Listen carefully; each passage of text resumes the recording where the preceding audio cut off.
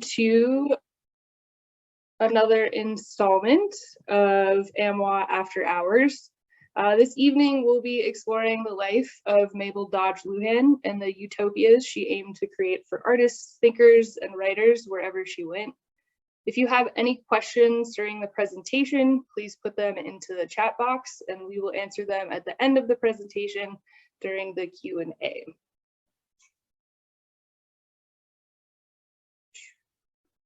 So Mabel Dodge Luhan was born in Buffalo, New York in 1879 to a well-to-do family who made their wealth in various businesses and banking. Mabel was the only daughter and was often spoiled with material things, but her family lacked emotional support and happiness. Her experience with a lonesome and emotionally neglected childhood led her to create her own worlds for herself. Mabel seemed to always have held an interest in art and, getting a pop-up. Mabel seemed to always have held an interest in art and the world outside of the one she knew.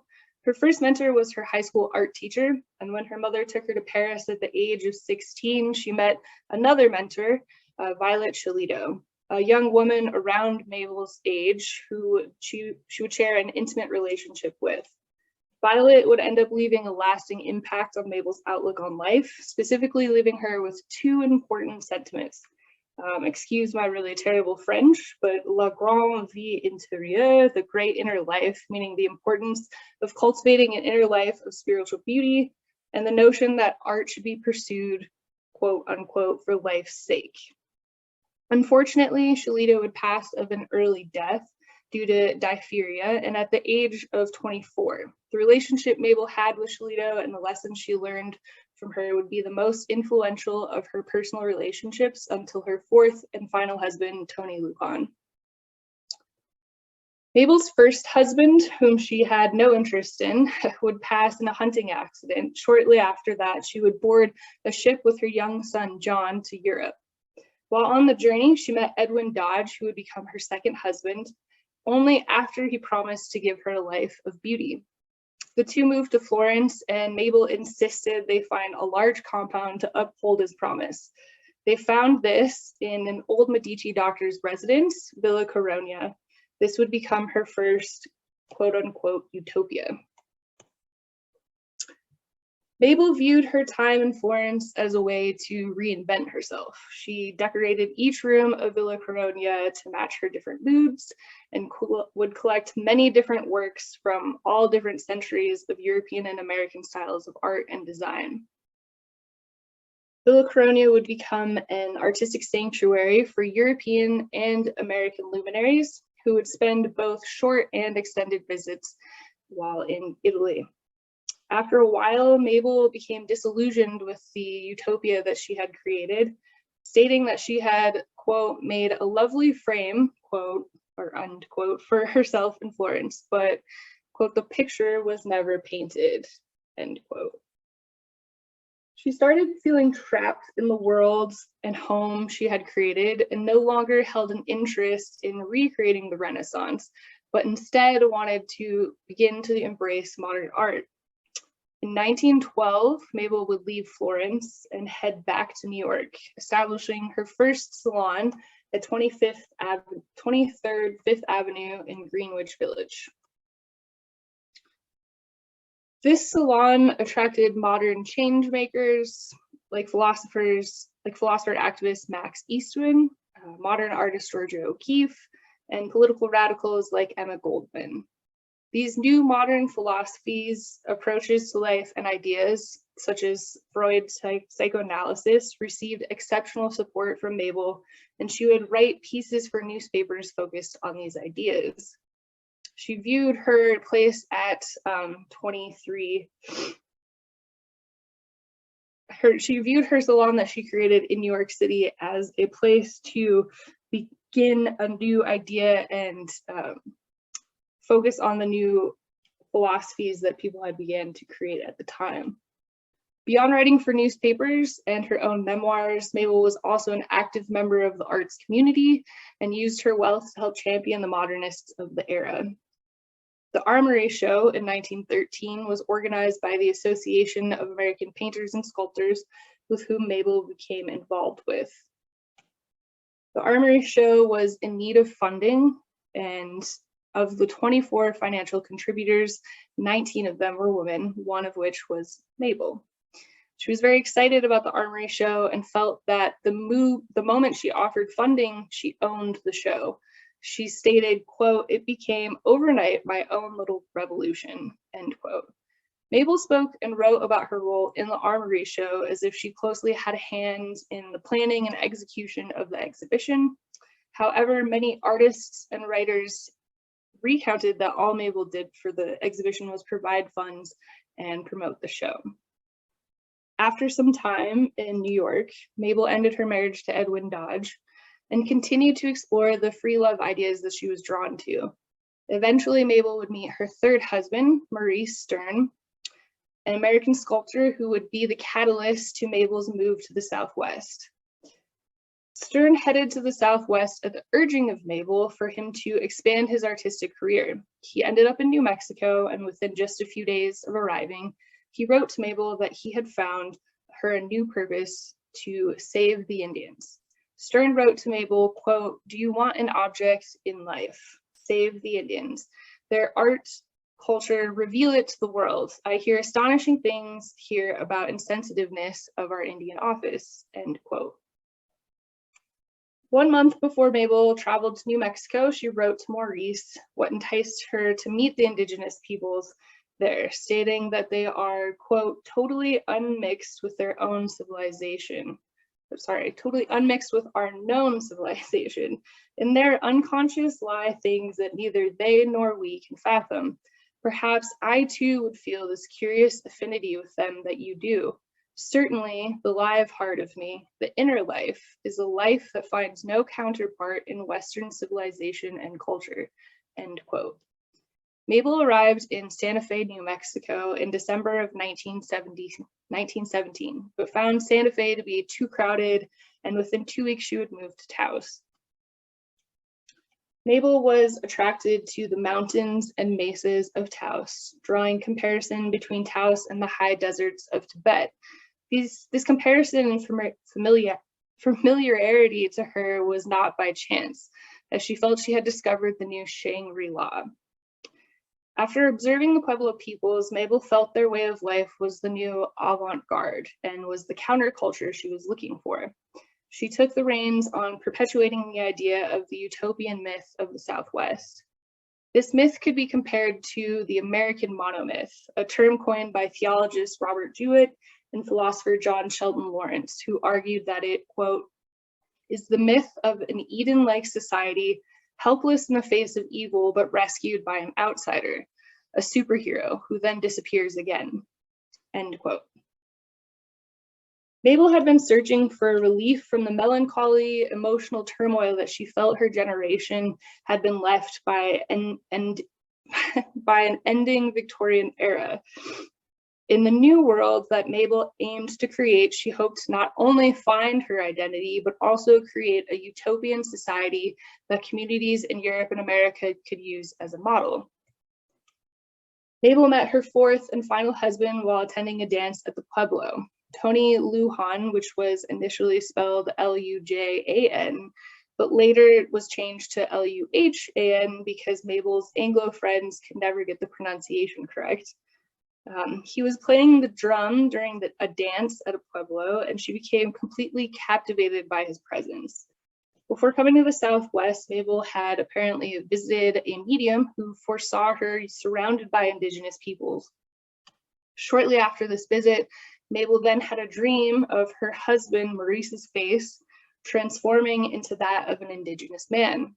Mabel took this dream and medium's vision as more proof for her to make her journey to the Southwest.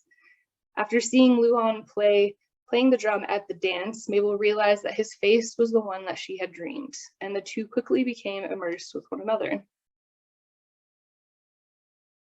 In June of 1918, Mabel and Tony would begin to build Los Gallos, a sprawling compound that had multiple structures on the property. The big house was the 3-story, 22-room main home on the property that Mabel resided in and had her guests stay in. There were also 5 guest houses and a 1,200 square foot gatehouse on the property.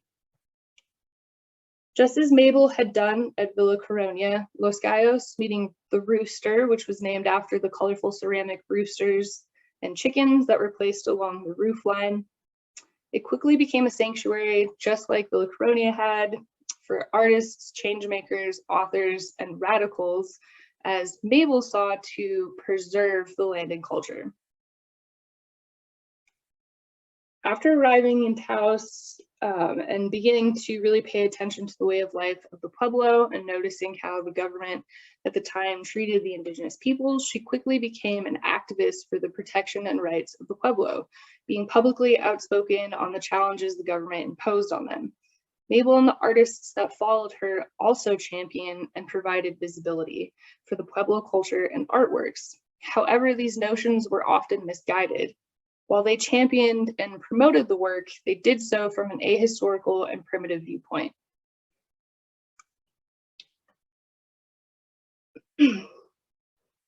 Art historian, sorry, my notes just disappeared. So, art historian and author Lois Rudnick wrote of Mabel's encounter and the Anglos' encounter with the Pueblo people as, quote, in their enthusiasm over the discovery of a cultural group that possessed characteristics they were looking for, they wanted to prolong, revive, and protect it. In their eagerness to do so, they forgot they were dealing with people, not objects, end quote. Beyond being inspired by the way of life of the Pueblo, Mabel was one of the largest promoters of their arts and encouraged the other artists and thinkers at her compound to do the same. However, the cultural significance of the work she collected was lost on Mabel and the other Anglos who colonized the area. While Mabel was completely captured by the way of life of the Pueblo peoples, the Hispanos that lived in Taos did not receive the same outward respects from her. Hispanos are the descendants of the Spanish colonizers who arrived in Taos in 1540 as part of the Francisco Vázquez de Coronado expedition. The Spanish brought with them Spanish culture and Catholicism, 2 ideas that the Pueblo people resisted immediately. Tensions between the 2 cultures continued to rise throughout the 1600s and only briefly settled during the 18th century when the 2 cultures had found a common adversary in the Ute and Comanche who were invading the area.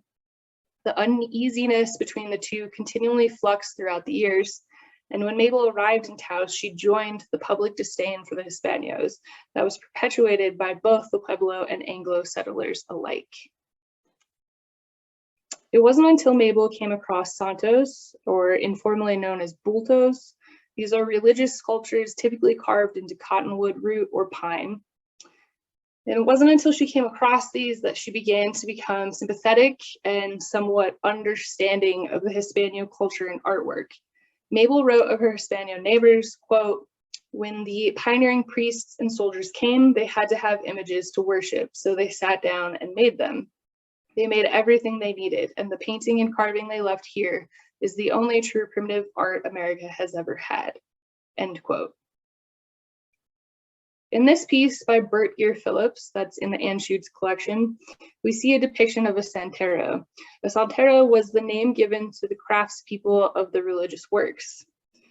These religious works include the santos, or informally bultos, as well as retablos. In contrast to santos, retablos are flat surfaces in which religious images are painted on, and were used as altarpieces for both personal devotion and public devotion. In this painting, we see the santero working on retablos, which are typically painted on panels of pine. As Mabel settled into Taos, she began to collect the works that Hispanos made, viewing them as scarce objects that needed to be protected. These religious works of art were not actually disregarded or scarce amongst the Hispanos, but Mabel interpreted it this way because she was able to obtain them so easily. And how quickly this led to the notion for Anglo settlers to become self-appointed experts on the cultures and arts of the peoples they initially desired to learn from. And this piece is an example of a retablo. It's not out of New Mexico. I believe this one is actually from Spain, but it would be similar imagery to what we see the Santero in this piece working on. By 1919, Mabel had collected many santos and retablos and sent them to New York City to be exhibited for the first time. While this would be the first time that Hispanic artwork would be exhibited as fine art, it was still considered to be an example of folk or primitive artwork. Sending the Hispanio work to be exhibited on the East Coast placed it within the European standards and canons of art that Mabel and her contemporaries aimed to break away from in the Southwest. Professor and art historian Lois Rednick wrote of this disconnect, quote, showcasing the art and culture of previously devalued peoples for whom they had become cultural brokers and arbiters of value and authenticity, gained them a great deal of authority and power, which they often wielded as patrons in a patronizing way. Beyond collecting, protecting, and attempting to champion the works of both the Hispania and Pueblo cultures, Mabel also avidly supported the artists and thinkers that visited her compound. One of the first artists that Mabel would invite to Taos, and who also became an avid collector of santos, was Andrew Dasburg. Mabel had convinced him to come to Taos just 2 weeks after she herself had arrived. In February of 1918, Dasburg would arrive in Taos, and a few years later, in 1924, he would become the director of the Spanish and Indian training post in Santa Fe. In 1933, Dasburg permanently moved to Taos and explored the landscape by painting and creating work in a multitude of styles. And this work, Rolling Hills, which is in the Smithsonian Museum of American Arts collection, it was completed around the time that Dasburg would accept the position at the Spanish and Indian trading post. Dasburg used a dark palette to capture this expansive landscape that we see of the desert, almost as if his palette was still stuck in back east and hadn't caught up with the brightness of the New Mexico landscape. So many artists that came to New Mexico from the East Coast really began to brighten their palettes that they used due to the brightness of the light that's in the desert. This next piece by Andrew Dasburg, Indian Mole, is in the Anschutz collection and was completed circa 1927, shortly before he settled permanently in Taos. The plant Dasburg used as a reference in this piece is either a soap plant or a soap tree. It's more than likely a soap tree, as they are native to the southwestern desert. Here we see Dasburg's palette has taken on a brighter tones, not only to depict the leaves and flowers of the plant, but also to create the light and shadows in the background. Many artists that came to Mabel's compound would experiment with new styles or palettes once they experienced the desert. Shortly after Dasburg's arrival in 1918, Marsden Hartley would also make the journey to the Southwest in June of that same year. Hartley sought to create an authentically American art and found inspiration from the New Mexico landscapes and the dances and ceremonies he witnessed at the Pueblo. This piece, New Mexico Recollections number 15, painted circa 1923, was part of a series of 25 works that Hartley created of the New Mexican landscape. Hartley spent 5 months in Taos before moving to Santa Fe. The next artist to visit that's work is in our collection was Nikolai Fechin with his family in July of 1926. And by 1927, he would settle permanently in Taos. 1927 is when Fechin would complete this portrait of Mabel. Fechin was known to really capture the mood and emotion of the people he painted. Here, Mabel looks past the viewer towards something in the distance. She appears calm but astute and seated as if in a position of power, the alluring, self-imposed queen of the utopian Southwest. This next work by Fechin, Corn Dancer, was completed circa 1928-1929, and was one of the many works that Fechin would complete with using an indigenous person as his subject matter. His work was fluid, dramatic, and seemingly sporadic, but when one sits with this piece, the eyes and face of the woman captivate the viewer. Fechin continued to use a darker palette even after arriving in Taos, but used brighter tones to his advantage, using them to highlight the intricate details of the work that would otherwise be lost. One thing that Fechin did when painting portraits is so much of the background would almost be abstract and hard to look at, but with the face of the sitter, it was always very obvious and very detailed and in quality. In May of 1929, Georgia O'Keeffe and fellow painter Rebecca Strand visited Los Gallos for 4 months. Upon arriving, Strand wrote to her photographer husband, Paul Strand, about their initial impressions.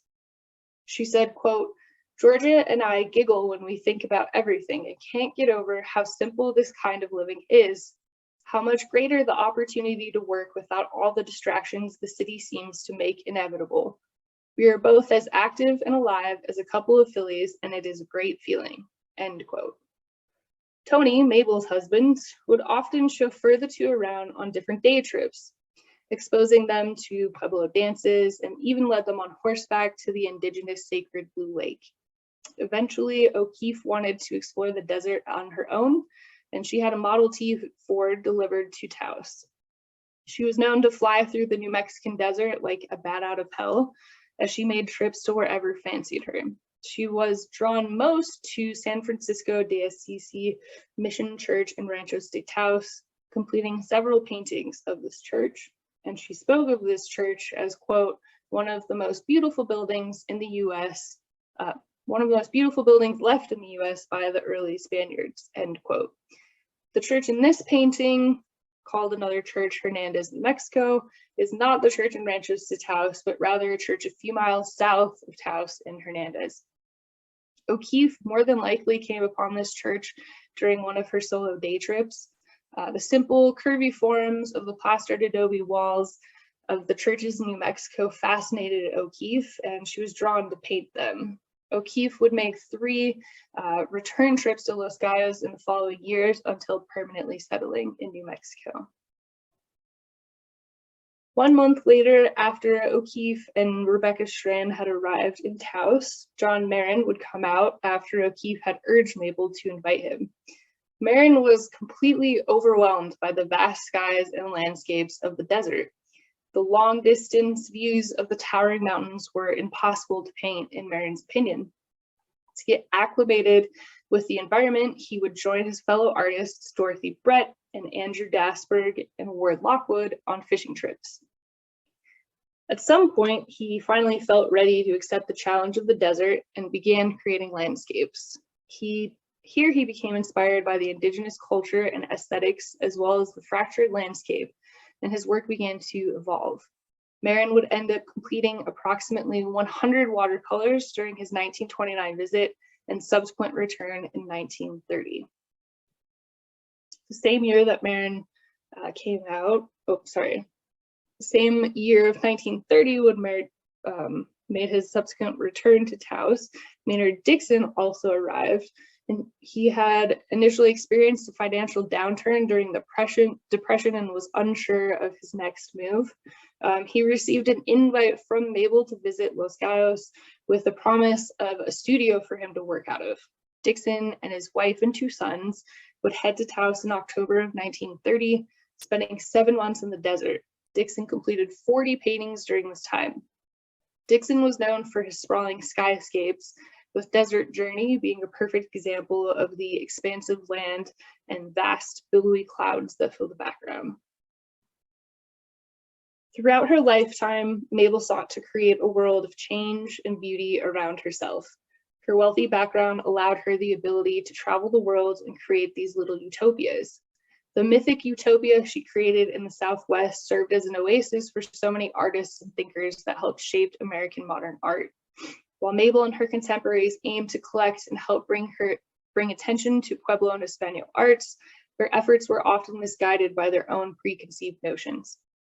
Mabel continued to attempt to champion the artworks and cultures of the Pueblo and Hispano peoples, as well as the work of the modern artists that sought inspiration at her compound up until her death in Taos in 1962. And that is our presentation. Colleen, do we have any questions? If anybody does have any questions, please put them into the chat box and we can answer them now. Yeah, we have a few questions. The first is, did Mabel keep diaries of her time in Taos? Mabel did a lot of writing. I know she created different autobiographies and journals of her time in both Taos and just her life in general. I don't know the names of the exact works that she wrote while she was in Taos, but there are a lot of writings by her that exist about her experience there. We got another question. Is Los Gatos a nonprofit now where guests can stay? Yeah, it's a bed and breakfast now, actually, and it's themed. The rooms that you can stay in are themed based off of the artists and authors and thinkers that visited Mabel's compound. Okay. And we do have one. How was the museum, so I assume AMWA, able to acquire these works in Mabel's collection? So all of the works that we have that were shown today weren't necessarily in Mabel's collection. They were just works by artists that came down to visit her.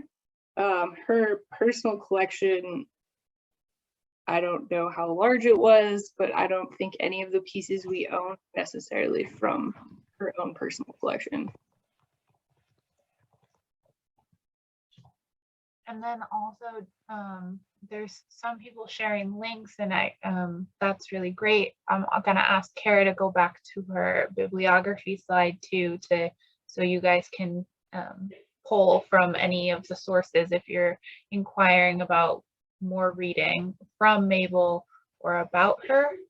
And then also this will be available on the museum's YouTube channel as well.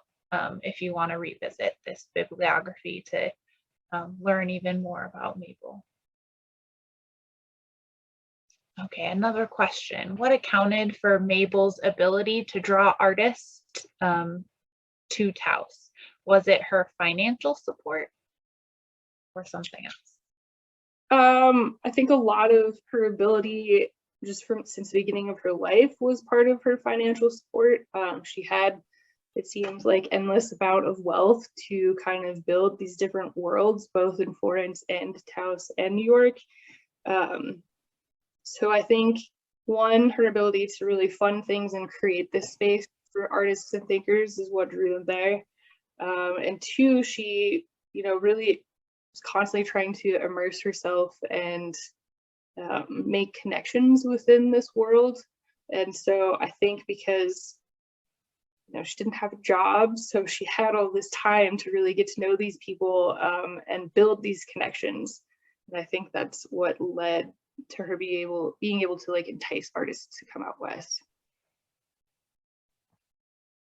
Okay, and then what medium was most frequently used in the paintings most often? Watercolor, oil, especially the one with the cloud vistas, which I believe maybe was the Dixon, probably? The Dixon piece, yes. Yeah, so all of these are oil paintings except for the Marins. So these two pieces are both watercolors. And then all the other works that we looked at today are oil. I think oil was probably the most commonly used by artists there. Okay. And did Mabel do any painting herself? I believe she did. I think I read that somewhere, but I think she was more focused on writing. can you say a bit more about her marriage with Luhan?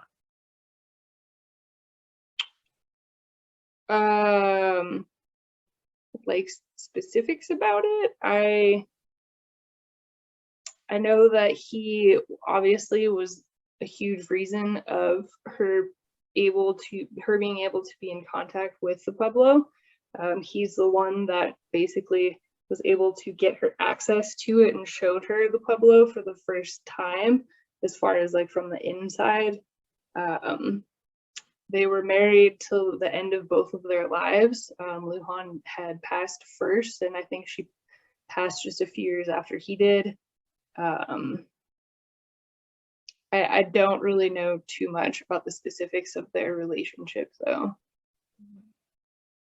And then we have a follow-up question that speaks to her multiple husbands. So what happened to Mabel's precious husbands, plural? So her first husband, who she wrote, and it's written about her that she didn't like him. He passed away in a hunting accident pretty recently after they had been married. That's who her son was with. When she decided to go to Europe, and while her and her son were on the ship to Europe is when she met Edwin Dodge. Dodge would be her second husband and helped her like fund her life in Italy. They stayed married even when she came back to New York. It kind of sounds like they had a bit of an open marriage. I don't know if Dodge knew they had an open marriage, but Mabel struck up relationships with a couple other men at that time. And then eventually she met Stern, and she started dating Stern before she had even divorced Dodge. Then her and Stern got married, and then she met Tony while her and Stern were still married. Stern ended up going back to New York, and they eventually divorced so that she could marry Tony. So she's lived quite a life.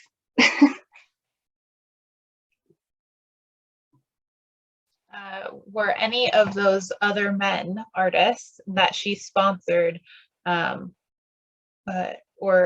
were they artists that drew these paintings, or the paintings in the slideshow? None of the artists that I talked about tonight were artists that she had relationships with, except for obviously Stern was an artist.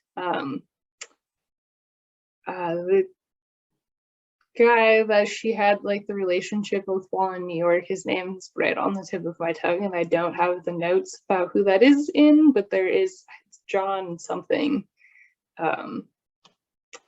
But we didn't talk about him tonight. So yeah, none of the artists we talked about tonight, she didn't have a relationship with them. Thank you everyone for joining us this evening.